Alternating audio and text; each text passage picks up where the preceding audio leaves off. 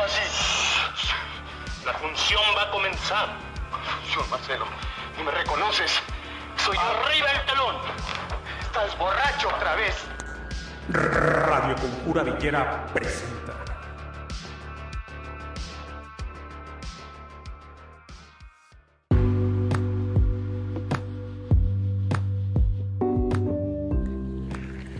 En un principio era el algoritmo, y una serie de secuencias matemáticas conformaron la inteligencia artificial, la cual devino en una implantación de realidad virtual. Para hablar de esta artificiosa trinidad, tenemos como invitado el día de hoy, como ya es costumbre en estas jornadas sabatinas, a nuestro queridísimo conserje del Instituto Tecnológico de Massachusetts. Alberto, ¿cómo estás? En un principio. Hola César, ¿cómo estás? Estamos aquí otra vez dándole la bienvenida a los villeros aquí en esta terapia que no decidimos. Como no tenemos lana para pagar terapia, aquí estamos. Acabo que no nos escuchan más que 15 personas. Lo cual nos da mayor libertad, ¿no? Para hablar. Sí, pues es que cuando no eres escuchado te sientes libre de poder expresarte porque pues no te escucha nadie. Así puedes decir las ideas que realmente nacen de tu corazón. Sí. No de tu pensamiento, no de tu cabeza, sino de tu corazón, ¿no? Soy el hombre de hojalata, no tengo corazón. Okay. ¿De qué vamos a hablar hoy, César? Estoy extraviado en este multiverso. En este metaverso, por favor. Pues mira, ya llevamos más de 1 minuto de introducción, lo cual, según el algoritmo, no es nada bueno para poder lograr atrapar a nuestros escuchas. Pero iba a decir que el algoritmo no se equivoca, pero no se equivoca, ¿verdad? No se equivoca. ¿O sí se equivoca? No sé, yo creo que es tan inteligente que no se equivoca. ¿Qué es un algoritmo, César? Un algoritmo. ¿Qué es un algoritmo? Es un input y un output. Oh, yeah. Sí, a ver, dime. No, mira, es introducir una serie de factores en el cual a través de ciertos procesos te va a dar un resultado, a través de ciertas secuencias. Es como decir, es el proceso de una multiplicación. Podemos decir que la primera parte, el input, es poner las cifras que vas a multiplicar. El algoritmo se va a encargar de hacer toda la operación para el output, que es el resultado de esa multiplicación. El algoritmo es la parte... Bueno, son estas 3 partes, pero sobre todo se centra en el proceso. No sé si me expliqué. No, te explicaste de una manera algorítmica. Bueno, yo Te noto muy serio, Alberto, te noto muy tenso. Dime, ¿te sientes acosado virtualmente? ¿Crees que nos están espiando? ¿Crees que no sé. Silicon Valley tiene micrófonos aquí? Sí, yo creo que nos están saboteando para que nada más nos escuchen 5 personas. Pero vamos a romper ese bloqueo. Ay, me sentí como ciertos políticos. Voy a romper ese bloqueo mediático. Pero bueno, atendiendo el tema que nos compete, más allá de ese bloqueo sistemático de Silicon Valley, el algoritmo, bueno, como yo lo comprendo, es un conjunto de instrucciones que buscan resolver algo concreto. Partiendo de esto, pues es describir estas secuencias matemáticas. Ejemplo, porque mucha gente piensa en algoritmo como que es algo muy complicado, pero en realidad los algoritmos siempre han existido. Por ejemplo, una receta de cocina es un algoritmo, para decir algo cercano, algo de todos los días. Y otro ejemplo de algoritmo, por ejemplo, esto se llevó a la informática en los 50, pero desde la época de hecho la palabra algoritmo viene desde las matemáticas persas. Estamos siendo antioccidentales, para que... O lo intentamos. Sí, para que el señor Dussel algún día acuda con nosotros a una entrevista especial. Abdalú Mohamed ibn Musa Creo que Alberto está siendo poseído por un espíritu. Fue el primer... de ahí viene la palabra algoritmo, precisamente del final de todo lo que dije, de al-Khwarizmi, que después del árabe fue llevado y lo fueron adecuando o absorbiendo culturalmente y se volvió algoritmo. Él cuando existió, estamos hablando de una manera antiquísima, siglo XIII. Entonces, los algoritmos siempre han estado presentes. Aquí la cuestión es que hasta que vino la cibernética, pues se llevaron. Y básicamente lo que hace el algoritmo en nuestros días es procesar toda la información, toda la data, toda la información para cuestiones muy particulares. Quiero saber quién me escucha, quiero saber quién me ve, por qué me ven, a qué hora me ven, cuánto tiempo están en el teléfono, en la televisión. Entonces estos algoritmos, se habla ya, queridísimo César, de una algoritmización de la realidad. Wow, qué fuerte sonó eso. Hablando de estos temas... No estás irónico, venimos del episodio de la risa y ironizas con mi comentario. No, para nada. Fíjate que aquí a colación vamos a sacar mucho material de Jaron Lanier. Ay, y sobre un libro... Qué buen francés, ¿eh? No, usted es gringo, pero no sé si tenga ascendencia francesa, pero no lo creo. Y este libro que tú me recomendaste y me encargaste, me encomendaste además que leyera, que se llama 10 razones para borrar tus redes sociales o algo así. Sino que ahorita me corrijan, por favor, nuestros escuchas. Que nos manden un tweet. Que nos manden un tweet aquí, por favor, a la cabina. Y nos habla sobre el poder que tienen las redes sociales o el algoritmo dentro de estas redes sociales. Y nos invita, Jaron, a ser gatos y no perros. Y él hace esta analogía o esta comparativa porque nos dice, los gatos, pues digamos que tienen esa peculiaridad como de libre albedrío, ¿no? Y los perros les hace una comparativa más de domesticación. Entonces él nos invita a hacer más en esta parte de gatos, más que de perros domesticados. Y comienza con el algoritmo matemático y de cómo fue evolucionando a un algoritmo que él menciona, un algoritmo adaptativo. Esto quiere decir que de ser estos simples pasos del algoritmo para llegar a una fórmula sencilla, como el mismo algoritmo fue evolucionando o cada vez se han ido implementando nuevas programaciones, digamos en un poco más de informática, para que este algoritmo logra adaptarse a nuevas tendencias, ¿no? Que obviamente el programador le está imponiendo. Y dentro de eso, pues él también nos habla un poco sobre esta parte de la psicología que es el conductismo y cómo de cierta manera la aplican en la realidad de las redes sociales para de cierta manera modificar, ¿no?, nuestro comportamiento social, incluso creando una adicción o generando estímulos, y que también estas como vienen en consecuencia. Creo que nos están poniendo el algoritmo nos está poniendo trabas, sí, pero tú sigue adelante. Perdón. Y incluso generan trastornos depresivos o de ansiedad.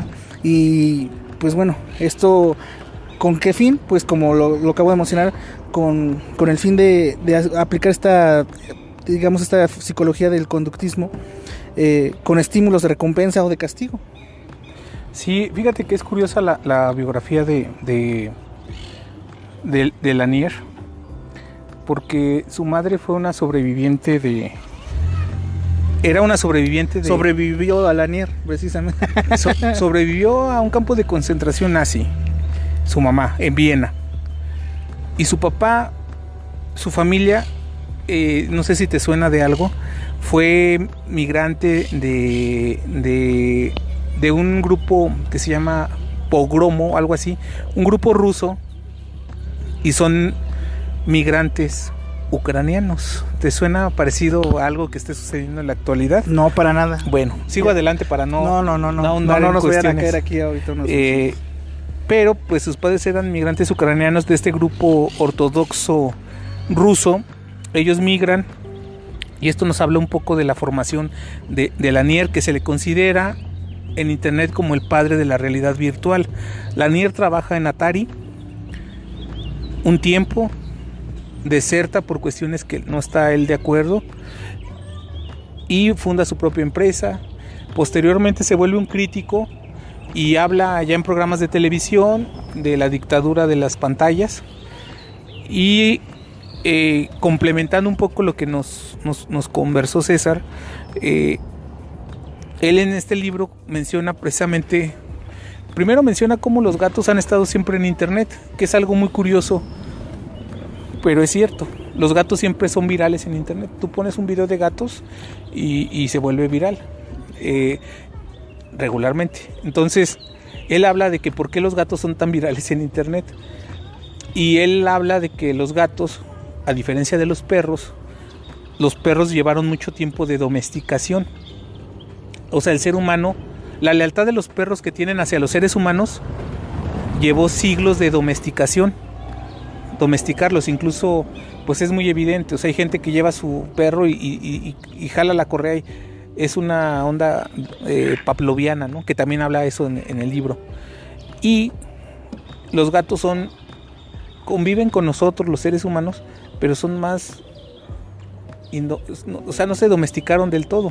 Y él habla de que los gatos son impredecibles, lo que decíamos del humor en el episodio anterior, de cierta manera irrumpen, y los gatos en esa impredecibilidad pues suceden situaciones. Y él hablaba de que regularmente en internet la mayoría de la gente o de los que navegamos en internet somos perros domesticados, no somos gatos.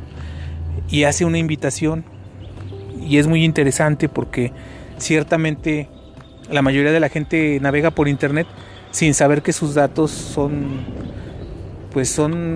totalmente devorados por un algoritmo creado por una corporación transnacional para que se vuelva más un simple y llano, un voraz consumidor. Y Lanier plantea eso al principio de su libro. Y junto con esa domesticación que mencionas viene también un adoctrinamiento. Es decir, él menciona también la importancia del pensamiento crítico en tu individualidad.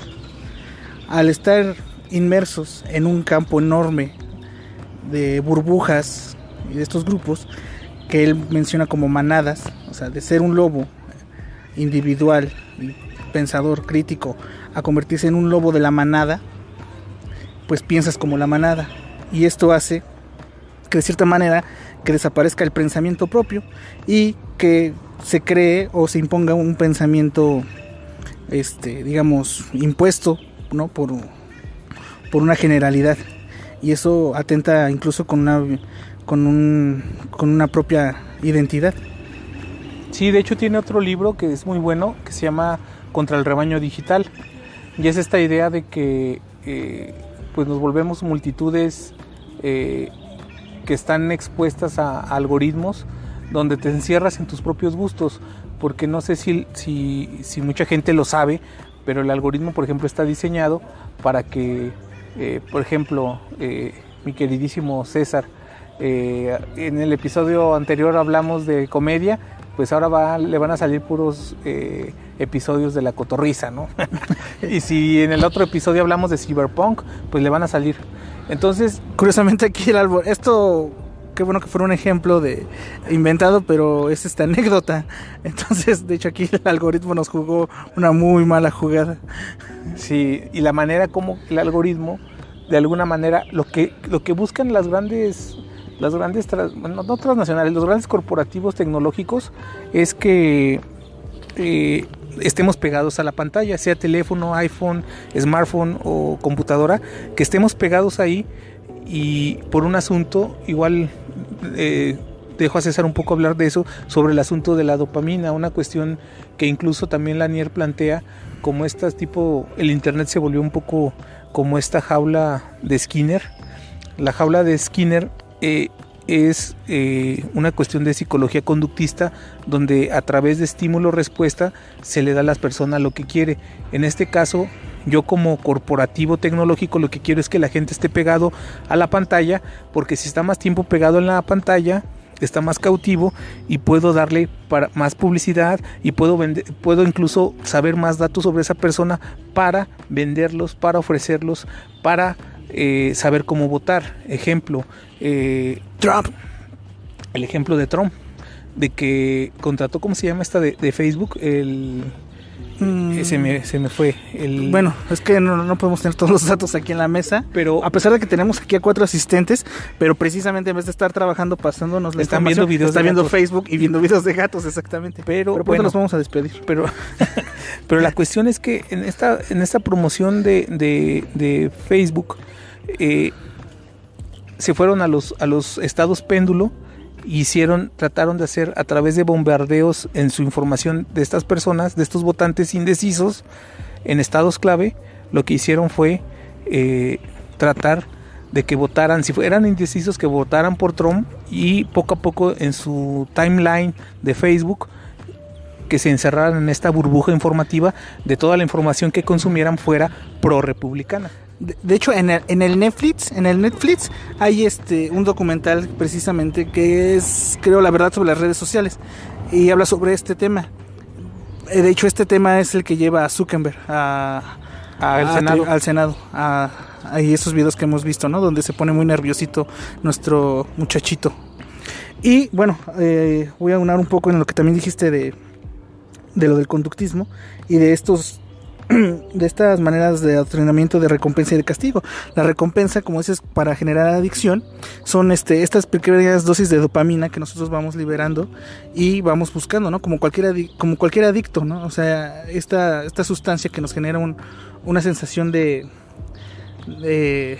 bienestar, digamos, ¿no? Es expulsada o es creada a través de estos estímulos como los likes, y por eso es que cada vez buscamos más la aprobación, digamos, de la comunidad digital, de la comunidad que está en estas redes sociales. Y el castigo, pues, es simplemente el ser ignorado.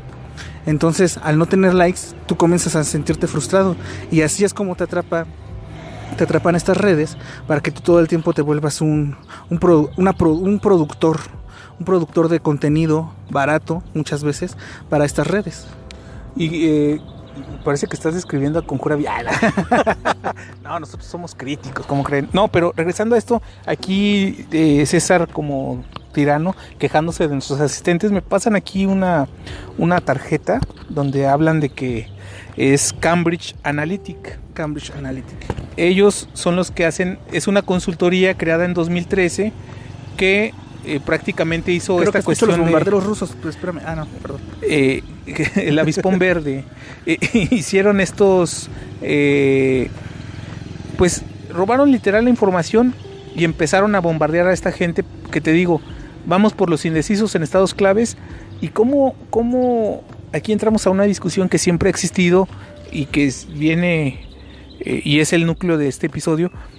Cómo los algoritmos están diseñados para manipular la información. De hecho, también Jaron Lanier en este libro que mencionamos anteriormente menciona esto, que cómo los algoritmos están diseñados ya para cambiar la percepción. Y el problema no son los algoritmos, el problema es quién los programa y para qué los programa. Porque propiamente los algoritmos, y eso hay que entenderlo claramente, o sea, el problema no es en sí el algoritmo o la tecnología, sino el problema es quién los programa y para qué programas el algoritmo. Y hay muchos programadores pues que sí programan el algoritmo para que la gente, si es alguien que no vota, pues se interese por votar, si es alguien indeciso, pues vote por los republicanos, etcétera, etcétera.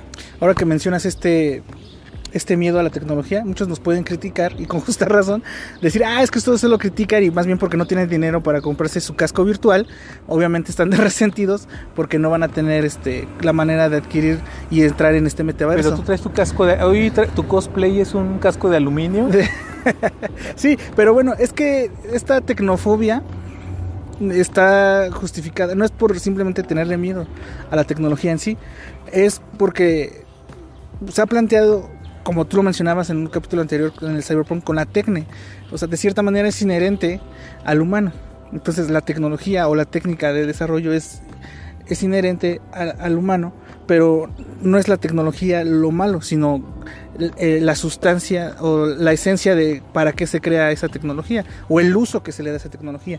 En este caso es cierto, ¿no? Todos los que están a favor de la globalización y de las tecnologías de las redes sociales, pues van a argumentar que claro, estamos mejor conectados con gente a distancia, que podemos tener el bombardeo en vivo, ¿no? Que está sucediendo en Ucrania, pero también hay que ver que mucha de esa tecnología, y como lo dijimos en unos capítulos anteriores, hemos visto el desarrollo de esa tecnología, cómo está precisamente actuando ahora como armas de destrucción, y a la vez cómo estos algoritmos o esta tecnología desarrollada se está convirtiendo, como ya lo mencionaste, y bueno, un poco yo, sobre cómo nos están adoctrinando en un pensamiento. Y es curioso que mencionemos ahora lo de Rusia, porque esto es lo que te decía con las burbujas de pensamiento. Cada persona que ahora puedes abordar, mucha de ella no tiene un juicio propio sobre lo que está aconteciendo en los hechos, ¿no? En este conflicto. Sin embargo, sí va a haber dos burbujas, que son los que están a favor de Rusia y los que están en contra de Rusia. Y eso es así, y no puede ser así de reduccionista o de simple. No, y la cuestión de que también el algoritmo, lo que también ya hemos hablado tú y yo en lo personal, fuera de cuadro, en pláticas informales, pero también de remate en algunos episodios del podcast, donde hemos hablado que el algoritmo, en 2008, no recuerdo ahorita el nombre de la persona, ahorita me pasan la tarjeta, del filtro burbuja.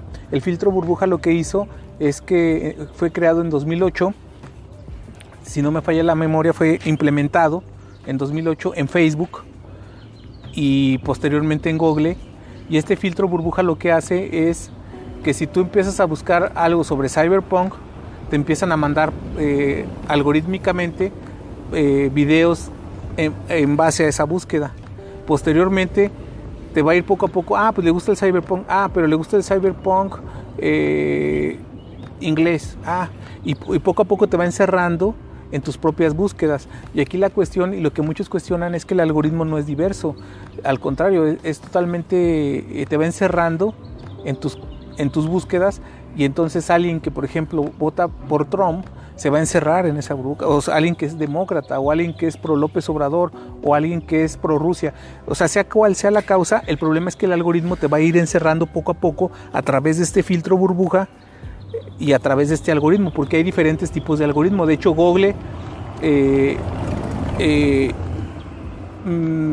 vamos a suponer, los buscadores de Google o los buscadores de Facebook tienen diferentes tipos de algoritmo, pero casi todos utilizan en su mayoría este filtro burbuja. Yo tengo otro dato, pero ahorita regresamos.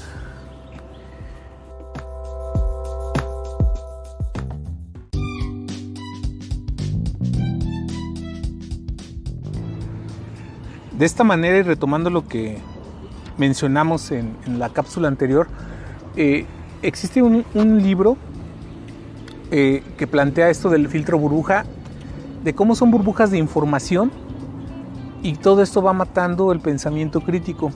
¿Por qué? Porque al no contrastar tu opinión con información distinta, te vas encerrando en tu propio criterio, y eso te hace a la larga pues no tener criterio. Pues es que te encierras en algo que ni siquiera es tu propio criterio, es un criterio impuesto. Viene dirigido esa manera de cómo pensar. Viene teledirigido. El libro que menciono es de Eli Pariser y habla precisamente, el título es tal cual: el filtro burbuja, cómo la web decide lo que leemos y lo que pensamos. Es muy literal el libro, el título, pero lo que plantea pues es algo muy, hasta cierto punto, novedoso, porque es algo que mucha gente consume por consumir, pero no se plantea el por qué. Y de repente cada vez vivimos en una sociedad más polarizada, donde el diálogo es inexistente, y cada vez va a seguir mayor, porque el algoritmo está hecho para que la gente esté, como bien tú lo dijiste y también lo dice Jaron Lanier, la gente esté adicta a la pantalla, a esta dopamina de la aprobación, del like, de la selfie de Instagram, del like de Facebook, de las vistas en YouTube. César, deja de estar viendo las vistas de cuántos tenemos, por favor. Perdón, es que me estoy volviendo adicto y ahora veo que nos están castigando, porque cada vez tenemos menos vistas. No, es que es un bloqueo. Es un bloqueo. Son sanciones. Son sanciones. Estamos recibiendo sanciones de vistas. Por hablar de temas no convenientes. al algoritmo. Y este algoritmo, como ya lo había mencionado, de matemático adaptativo, pues vemos que estas programaciones que les han implementado ahora han evolucionado mucho, incluso ya se les llama, o bien esta parte de los, digamos, más catastróficos, que le pueden llamar inteligencia artificial. Porque, ¿qué es la inteligencia, Alberto? ¿Cómo definirías inteligencia? Bueno, pues a ver, ¿tú cómo definirías inteligencia? Pues no venía preparado, pero la inteligencia... tú siempre vienes preparado. No, pues la inteligencia es de inteligir, ¿no? O sea, de volver, tratar de comprender dos puntos, o sea, tratar de unir piezas, ¿no? Bueno, yo lo veo un poco así, o sea, no... Es algorítmico. Pues no propiamente algorítmico, porque el algoritmo son secuencias muy fijas. Siento que algo en lo que precisamente la inteligencia, adelantándome un poco, y que ya lo está desarrollando, pero todavía no del todo, es que la inteligencia artificial, la creatividad humana, o sea, porque al final de cuentas la inteligencia artificial lo que busca es pues la no equivocación, y la inteligencia humana es proclive a equivocarse y a cometer 3-4 errores de lo mismo. Y aprende de esos errores. Eso es también y a veces no aprende. Bueno, pero como nosotros, ¿no? Pero eso es humano, César. Claro. Y es algo que la inteligencia artificial busca, de cierta manera, esa falta de pues sí, o sea, no equivocarse. Y el humano por sí mismo no se equivoca. Y muchos hablan de que en la cuarta revolución industrial, donde la inteligencia artificial va a tomar batuta, pues va a haber, por ejemplo, uno de los mercados laborales más afectados, te digo, ya muchas se está desarrollando, por ejemplo, los Uber o los taxis en general, pues van a ser operados por inteligencia artificial a través de la información. Pero me gustaría precisar algo. El algoritmo es como la célula de la inteligencia artificial, o mínimo yo así lo entiendo. Varios algoritmos pueden generar la inteligencia artificial, algoritmos que están inmersos a aprender de sí mismos. Entonces esto los lleva a una especie de conocimiento autodidacta. O sea, para mí la inteligencia artificial sería un chingo de algoritmos tratando de aprender, de hacer autoaprendizaje y tratar en esta idea utópica de que las máquinas piensen. De hecho, es obvio, quedó de tácito aquí en manifiesto que no somos ni programadores ni informáticos, ya que no manejamos este lenguaje, pero de hecho en esta comparativa, este proceso de lo que llamamos, que te decía, del algoritmo, hay redes que llevan el término redes neuronales, o sea, por la similitud de lo que estás diciendo en nuestro funcionamiento como nuestro cerebro. Y en esta parte de la inteligencia, lo que te comentaba sobre el algoritmo adaptativo es que estas redes o este algoritmo que ya se está adaptando a resolver, digamos, o sea, la inteligencia es aprender, usar la lógica, y resolver problemas, ¿no? De cierta manera, digamos, de una manera muy, muy burda. Y la inteligencia artificial comienza ya a hacer esto, a resolver problemas de lógica incluso, y se adapta, ¿no? Y sin embargo, por el contrario, al nosotros consumir demasiado de esta tecnología, lo que está haciendo nuestro cerebro es dejar de ser creativo, que es lo que le da mayor potencial. Está dejando de ser creativo y se está volviendo muy mecanizado y muy repetitivo. Entonces esa es la ironía, ¿no? de la inteligencia artificial con la inteligencia humana.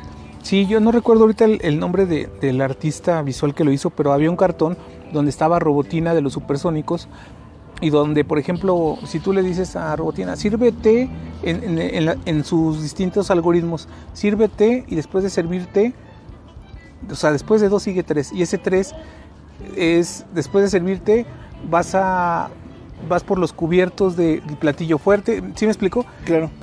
Y por ejemplo, el ser humano se equivoca. Un mesero, por más buen mesero que sea, se va a equivocar. Robotina no se va a equivocar.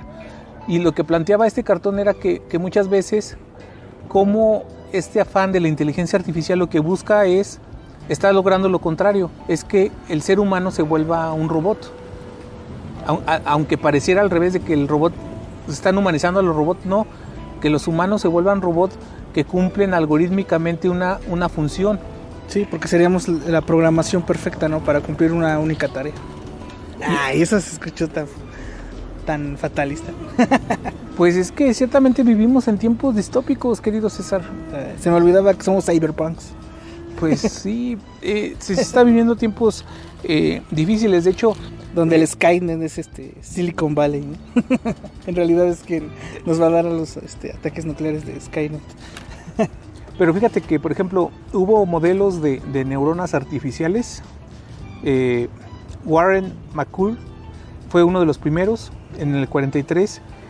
Y todavía no nacía el concepto de inteligencia artificial, que nace el concepto o el término en el 56. Todos estos años son de Guerra Fría y de posguerra.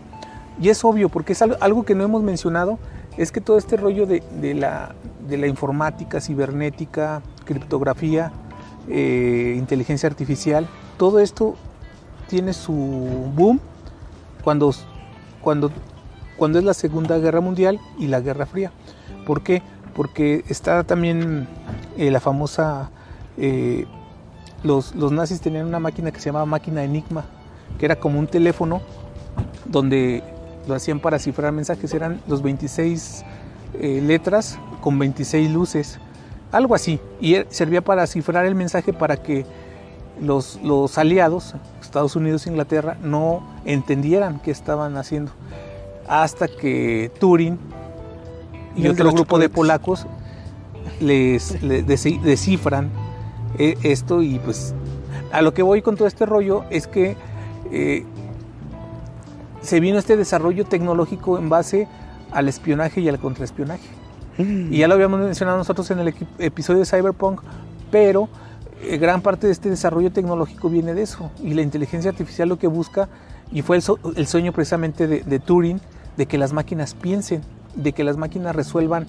Y ya lo estamos viviendo en estos tiempos con el Internet de las cosas, de que dos máquinas a través de una Wi-Fi, dos máquinas intercambian información y a través de secuencias algorítmicas resuelvan cosas juntas. Con ese intercambio de información. Exactamente. O sea, lo que mencionabas, el aprender de una manera autodidacta, ¿no? Entre los algoritmos. Y curiosamente en los años 70 hay un invierno ya no le invirtieron tanto dinero a la inteligencia artificial hasta años recientes. Y con el Internet de las cosas hay un reavivamiento de la inteligencia artificial, porque sí, el Internet... Permíteme, Alberto, creo que tenemos una llamada de Alexa. A ver, Alexa, sí. No, Alberto, estás equivocado. Todo lo que argumentas es una totalmente falsedad. A ver, ¿por qué, Alberto? Alexa, ¿soy comunista? Sí. Reprogramando. Sí, Alberto, eres comunista. Alexa, ¿existe Rusia? No, existe la Unión Soviética. Pero sí, un ejemplo es Alexa, precisamente. Un ejemplo eres tú, Alexa, donde Alexa sirve para precisamente al grabar una voz puedas decirle préndete luz. O sea, hay casas, ¿no? Dicen que la casa de uno de nuestros patrocinadores, de buena fuente, uno de nuestros grandes mecenas de este podcast, perdón, hasta la voz empezaste a temblar, No. Incluso tengo miedo a mencionar a nuestros mecenas, pero que en la casa de nuestro querido Salinas Pliego es una casa inteligente, allá en Metepec. Es una casa inteligente donde tú le dices a la luz, préndete, quiero un clima templado pero bueno, más o menos. Sí. Y que muchos de los multimillonarios sus casas son así, y esto gracias a la inteligencia artificial y al Internet de las cosas.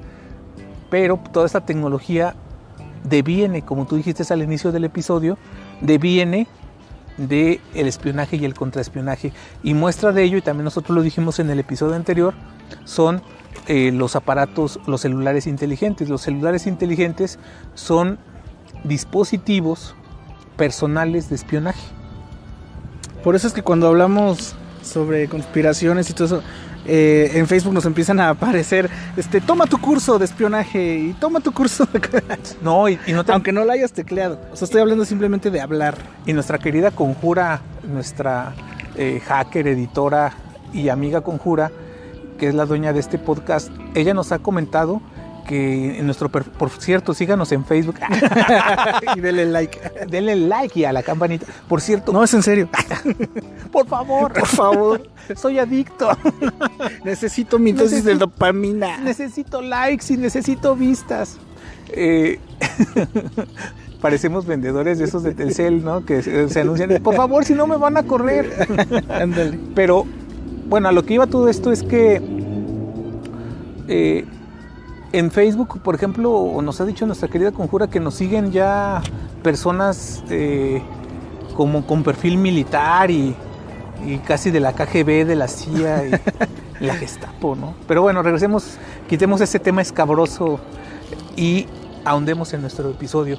¿Tú qué opinas sobre algo que se me haya escapado sobre la inteligencia artificial, querido César? Pues bueno, por el momento no tengo mucho sobre eso ahorita ya. Es que tú ya empezaste a hablar con Alexa y ya estás ahí en tu teléfono. Es que me están llegando mensajes precisamente de Alexa que me dice que si continuamos sobre esta línea, seguramente que saben dónde vivimos y que... la GPS, nuestra ubicación. Nuestro GPS a través de los celulares, precisamente. Pero bueno, sobre esta inteligencia también creo que podemos hablar de lo que mucha gente nos ha pedido en sus comentarios, que son nulos, sobre la realidad virtual, Roberto. Que esta inteligencia artificial está implementando una realidad virtual. Ahora es momento de cortar el bloque. Ahora regresan los villeros.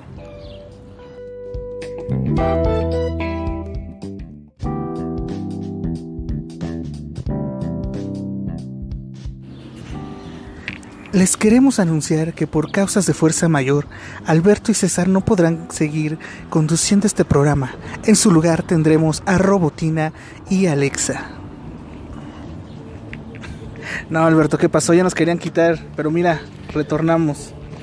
Pero ya quieren tomar Robotina y Alexa el control del podcast, pero no lo permitimos. No contaban con las influencias que tiene nuestra jefa Conjura. Gracias, Conjura, por protegernos de... Oye, y también pero sí nos dieron línea de que habláramos sobre la realidad virtual. Sí, ya, no crean que ese cortón abrupto fue porque estábamos hablando de temas escabrosos, no, sino porque ya era momento... de hablar de los beneficios, de esta conexión que vamos a tener todos, y estas emociones que vamos a poder proyectar desde Facebook, lugares distintos, con el metaverso. Y cómo Mark Zuckerberg va a llevar el internet a las zonas más alejadas del país, gracias y junto con la 4T. Claro, todos vamos a tener acceso a internet, gracias. Todos vamos a tener nuestro casquito y nuestros guantecitos para poder ser parte de este gran progreso positivo. Bueno, regresando al tema que nos compete de lleno, un comentario anodino pero filosófico a la vez.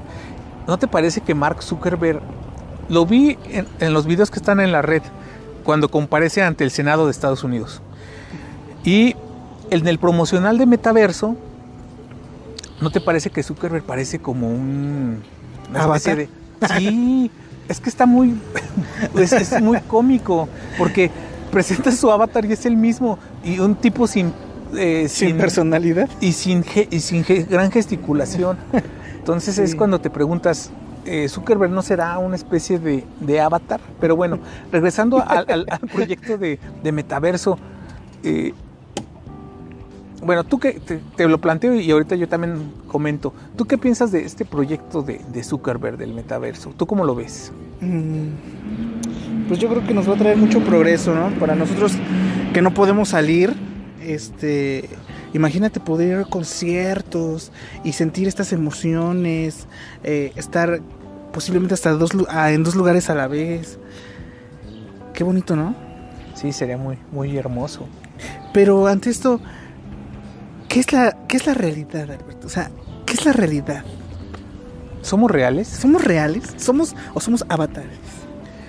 Pues mira, en el video que está circulando en nuestro canal, donde somos unas especies de botargas, donde nosotros somos... Nos hackearon. Sí, porque nosotros tenemos un aspecto artúrico, somos nórdicos, altos, ojos verdes, 2 metros, no esas botargas que vieron, pero pues Conjura quiso que fueran así, va. Regresando al tema de Zuckerberg y del metaverso, Es curioso que Zuckerberg quisiera esta especie de realidad digital alterna, porque eso es el metaverso, dicho de una manera directa y simple.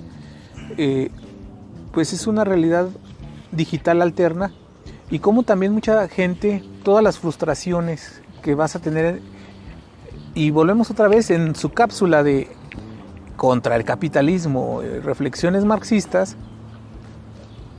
A mí me parece, igual tú me comentarás si crees algo distinto o crees que estoy equivocado. Creo que esto también es una idea de alejar a la gente de la realidad concreta y encapsular a la gente, así como los filtros burbujas del algoritmo de las distintas corporaciones tecnológicas. El metaverso también va a jugar con esta cuestión de que si eres una persona alienada en la vida cotidiana, pues a lo mejor tengas alguna clase de satisfactor en la realidad digital virtual, ¿no? Sí, mira, me gustó ahorita ese término que utilizaste, que fue una realidad alternativa. ¿Por qué? Porque, bueno, nada más para, te voy a decir por qué. Nosotros la realidad virtual la conocemos, o lo primero que nos viene a la cabeza es como esta realidad, precisamente digital, ¿no? Artificial. Cuando, bueno, en realidad virtual, pues significa potencialmente, ¿no? Lo que pudiese llegar a ser. Entonces, una realidad virtual es una realidad en potencia. Eso es lo que quería apuntar. Y también entender, por ejemplo, otro de los libros que nuestro gran científico Alberto me recomendó. Bueno, más bien este es un artículo de Javier Echeverría, y nos habla sobre las realidades extendidas, ¿no? Donde él incluso no está tan de acuerdo con Baudrillard, ¿sí se pronuncia así? Baudrillard en algunos conceptos que él maneja, como el hiperrealismo y todo esto. Pero bueno, en otro capítulo también hablaremos de eso. Pero él, por ejemplo, en este caso no está tan de acuerdo y nos dice, no, lo que nosotros conocemos como realidad virtual, pues tal vez en ese sentido puede llamarse también más bien realidad infovirtual, ¿no? Porque es más apegado con este prefijo a lo que es la informática. Pero también nos dice, además hay que entender, y por eso no está tan de acuerdo con Baudrillard, sí, sobre que más bien hay diferentes tipos de realidad, y les llama realidad, ya sea una realidad extendida o grados de realidad. Y bueno, voy a tratar de ver si me puedo explicar. De hecho así se llama no sé si sea su tesis o su libro, así se llama justamente como lo acaba de decir César. Ok, voy a tratar de ver como yo lo entendí y ver si me logro explicar. Adelante. Hace unos cuantos minutos te decía que, como una analogía de cierta manera, el sonido surround del cine, en el cine o en tu casa, emula o simula el sonido de un helicóptero, por ejemplo. El helicóptero no está ahí.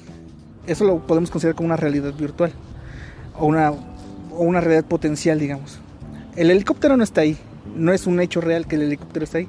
Sin embargo, el sonido sí está ahí. Y ese sonido sí es real.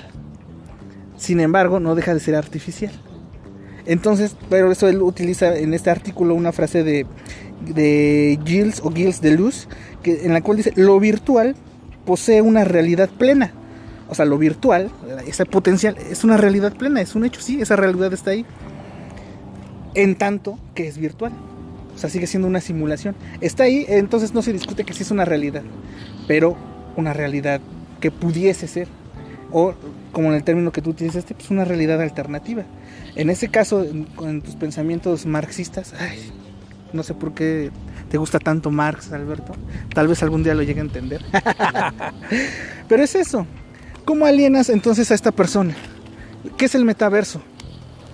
Pues simplemente tener alienado a esta persona, y ahora su producción, que antes, como incluso tú has mencionado, por ejemplo, un arquitecto, un diseñador de interiores, un diseñador de ropa, ya no va a trabajar con material, ya no va a trabajar con lo tangible. Ahora esos nuevos empleos van a hacer producción para este metaverso. Se van a diseñar casas virtuales, se van a empezar a diseñar casas, casas virtuales, ropa virtual para tu avatar, y entonces ya no vas a manejar dinero tangible, vas a empezar a manejar dinero en cripto, ¿no? Y ahí está, es la nueva producción. Entonces ya ahora la mercancía ya dejó de ser lo tangible y va a empezar a comenzar y va a empezar a comenzar, valga la redundancia, va a comenzar a ser de una manera digital en esta realidad alterna. Bueno, ya tendremos oportunidad de hablar a profundidad de Baudrillard, que por cierto ahorita estoy leyendo un libro de él a través de una voz virtual. Pero es interesante porque Javier Echeverría lo que plantea en este libro o en esta tesis de grados de realidad es decir que la realidad virtual no es la realidad digital, y en estos grados de realidad, como su nombre lo indica, él habla precisamente, retomando lo que dice César, de que la realidad virtual, de hecho hace una definición muy, muy etimológica al inicio, donde dice que la palabra virtual procede del latín virtualis, que deriva del latín virtus, que significa potencia o fuerza. Entonces, traducido esto, realidad virtual sería como una realidad en potencia. No sería propiamente realidad, pero tiene todo para ser una realidad. Y en este sentido, él dice que la realidad virtual no sería el metaverso de Zuckerberg.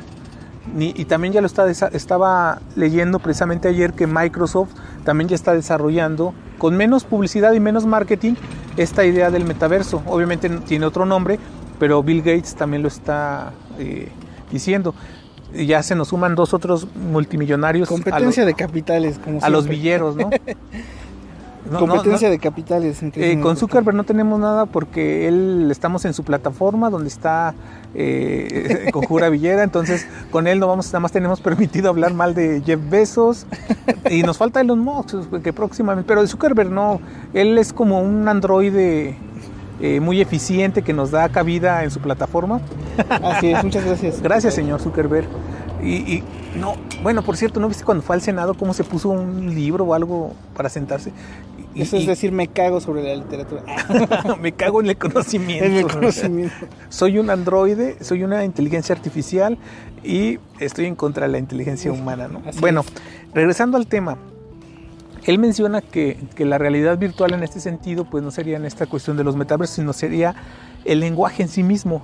Y en charlas informales como estas, en charlas informáticas, en charlas informales, pero fuera de grabación, yo lo había platicado con César. En este sentido, la realidad virtual sería el lenguaje, porque el lenguaje no es propiamente, hay una realidad en potencia. Cuando yo digo, y eso muchos compañeros lingüistas lo sabrán, cuando tú dices la flor, lo dices con sonido y de una manera conceptual o de una manera con grafos escrita, pero la flor no está aquí, sino es una evocación a algo que es, pero que no puedes hacer. Entonces, en ese sentido, el lenguaje es ausencia. César se rasca las cejas como diciendo que ya me puse pesado. Pero perdón. Todo esto, nada más deja terminar la idea. Todo esto es porque este cuate maneja que esa sería la realidad virtual. Y complementando con lo que decía César, él maneja lo que comentó César. Para él, el metaverso y todo esto que están tratando de desarrollar sería una realidad infovirtual, ¿no? ¿O cómo sería? Sí, infovirtual. Y la realidad virtual sería el lenguaje, la música, la literatura. Esa sería la realidad virtual. Exactamente. Y bueno, es que no me rasqué las cejas, sino es que me picó el mosco, que están aquí. Recordemos que estamos aquí en un pantano. Cada vez nuestra locación va cambiando. Sí, entonces, por si no lo saben, también es un apunte entre paréntesis. Grabamos en los lugares más variopintos, supermercados. Son unas acciones performáticas, pero bueno. No, es que me recordé también de lo que menciona Echeverría, y pone otro ejemplo de lo que ahorita tú estás mencionando, que es la realidad del lenguaje. Bueno, él, por ejemplo, también pone, bueno, siempre mis redundancias, menciona al Quijote como es un personaje ficticio. Sin embargo, él no existe físicamente, biológicamente, corporalmente no existe. Sin embargo, es un hecho real porque a través de la realidad intersubjetiva, ¿no?, se ha logrado consolidar tanto que ahora es parte de la cultura. Sí, de hecho el Quijote y está ahí, eso quiere decir que es real. Sin embargo, no es un ser con corporalidad o biológico. 500 años después el Quijote es más popular que Cervantes. Ajá. Sí, exacto. O sea, nadie recuerda a quién escribió el Quijote, pero en la mente de todos, aunque no hayan leído el Quijote, existe el Quijote. Y eso es una realidad virtual en sí. Eso es la realidad. O sea, él es un hecho real. Y eso está muy interesante porque precisamente el ensayo de este cuate habla sobre estos... Que es cuate de un cuate, que de nuestro cuate, ¿te acuerdas? Sí, y las amistades algorítmicas de Facebook. Pero precisamente lo que él plantea es esto, que en estos grados de realidad se van interconectando y cómo el Quijote se ha vuelto más popular que Cervantes. Pues sí. Ojalá que pronto estemos inmiscuidos en esta realidad virtual. ¿Cómo ves, mi queridísimo Alberto? ¿Quieres agregar algo más? Pues Porque ya están sonando las alarmas y las sirenas. sí, Que parece que viene un nuevo bombardeo. parece que estamos en Chernobyl, ¿no? Pero y somos seres radioactivos diciendo cosas extrañas, balbuceando. Pues sí, nada más para finalizar igual con lo del metaverso y con esta cuestión, porque van de la mano tanto la realidad virtual, la inteligencia artificial y el algoritmo, pues que vivimos en tiempos donde lo actual ya nos alcanzó, que es un concepto que también maneja Echeverría, y donde pues todas estas reflexiones es pues cuestionar y revivir el pensamiento crítico ante toda esta tecne que nos está empujando y que ya no somos dueños ni de nosotros mismos. Pues bueno, como diría Jaron Lanier, que nos invita a ser gatos, pues también, ¿no? Hacemos un llamado a que seamos gatos y no perros domesticados. Gatos de las Que azoteas. seamos personas reales, ¿no? Y no personas falsas. Porque las personas falsas, como dice él, pues crean realidades también falsas. Ser auténticos y generar... Ser críticos. Y viva el pensamiento crítico y viva Lanier y viva la poesía y ahí me pongo a rapear, ¿no? A hacer hip hop. Pero sí, con esto nos quedamos y... Con tu despedida algorítmica. Yo soy... No, corte y se queda...